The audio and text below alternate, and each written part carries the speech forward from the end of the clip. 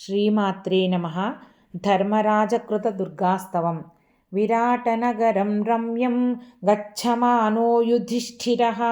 अस्तु वन्मनसा देवीं दुर्गां त्रिभुवनेश्वरीं यशोदागर्भसम्भूतां नारायणवरप्रियां नन्दगोपकुले जातां मङ्गलां कुलवर्धनीं कंसविद्रावणकरीम् असुराणां क्षयं करीं शिलातटविनिक्षिप्ताम् आकाशं प्रतिगामिनीं वासुदेवस्य भगिनीं दिव्यमाल्यविभूषितां दिव्याम्बरधरां देवीं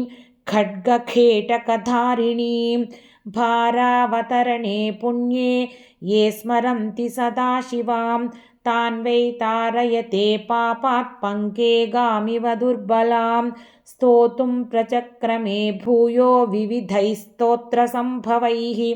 आमन्त्र्य दर्शनाकाङ्क्षी राजा देवीं सहानुजः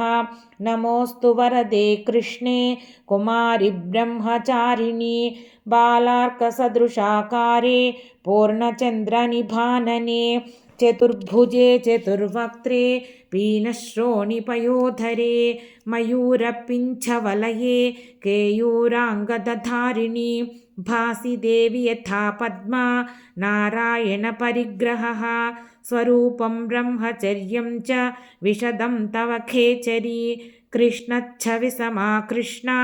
सङ्कर्षणसमानना बिभ्रती विपुलो बाहू शक्रध्वजसमुच्छ्रयो पात्री च पङ्कजी घण्टी स्त्रीविशुद्धा च या भुवि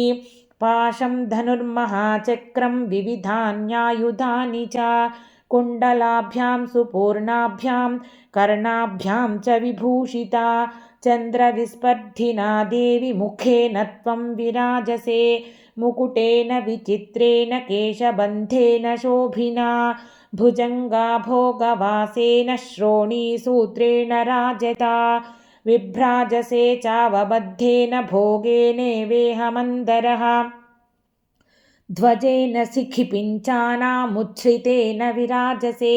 कौमारं व्रतमास्थाय त्रिदिवं पावितं त्वया तेन त्वं स्तूयसे देवी त्रिदशैः पूज्यसेऽपि च त्रैलोक्यरक्षणार्थाय महिषासुरनाशिनी प्रसन्ना मे सुरज्येष्ठे दयां कुरु शिवा भव जया त्वं विजया चैव सङ्ग्रामे च जयप्रदा ममापि विजयं देहि स्वरदा त्वं च साम्प्रतं विन्ध्ये चैव नगश्रेष्ठे तव स्थानं हि शाश्वतं काली काली महाकाली खड्गखट्वाङ्गधारिणी कृपानुयात्रा भूतैस्त्वं वरदा कामचारिणी भारावतारे ये च त्वां संस्मरिष्यन्ति मानवाः प्रणमन्ति च ये त्वां हि प्रभाते तु नरा भुवि न तेषां दुर्लभं किञ्चित् पुत्रतो धनतोऽपि वा दुर्गात्तारयसे दुर्गे तत्त्वं दुर्गा स्मृता जनैः